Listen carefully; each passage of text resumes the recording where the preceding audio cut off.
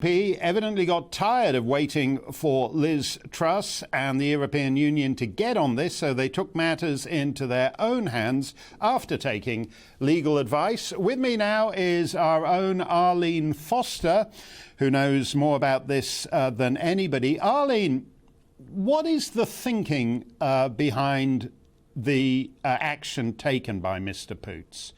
Why is he forcing the issue? Well, for sure, Mark. I mean, these checks have been in place since the end of December in 2020, when the rest of the United Kingdom left the European Union. Northern Ireland was essentially left behind because of the Northern Ireland Protocol, which had been signed up by Boris Johnson and the European Union back in November of 2020. So the checks come into force. There's been a lot of discussion about those checks. It is costing the Northern Ireland economy £2.5 million every single day. It's reducing choice for consumers in Northern Ireland, and it's increasing the cost of goods that are coming as well, because obviously if goods are coming and they have to have additional checks, then those costs have to be passed on to the consumers. So there's been a lot of conversations about this. As you know, Lord Frost, when he was the Brexit negotiator, came very close to triggering what's called Article 16, which would have stopped checks and reset the situation. But unfortunately, the government decided not to go ahead with triggering Article 16. Liz Truss, who's now in charge of this, has been saying that she still maintains the right to trigger Article 16. But as I said in a piece in the Daily Express just a couple of days ago, the DUP were running out of road, Mark. We're coming to an assembly election.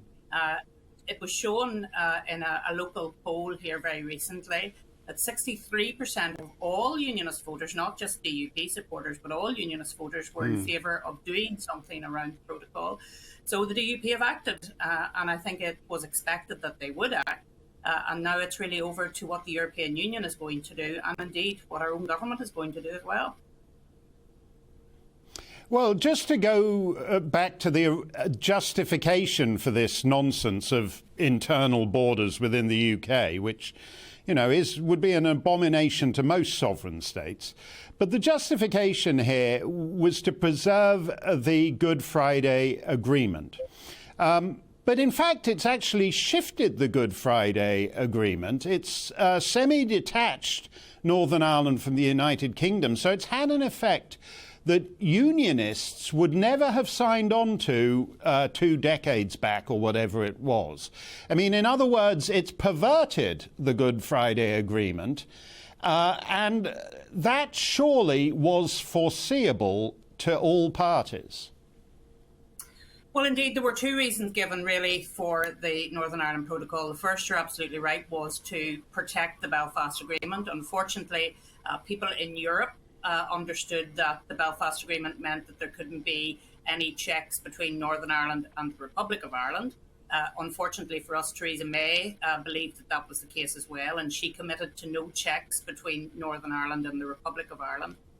The second reason, of course, was to protect the European single market. So what is actually happening, Mark, is that our customs officials in Scotland and in Northern Ireland are actually implementing and protecting the single market of the European Union. Now, of course, there were other ways of dealing with this, using technology, using risk, making sure that goods that were destined for the Republic of Ireland were checked, but goods that are coming to Northern Ireland were not checked.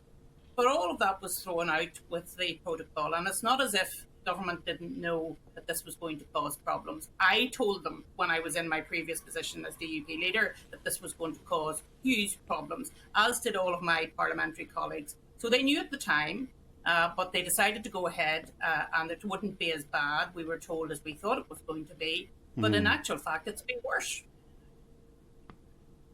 Yeah, which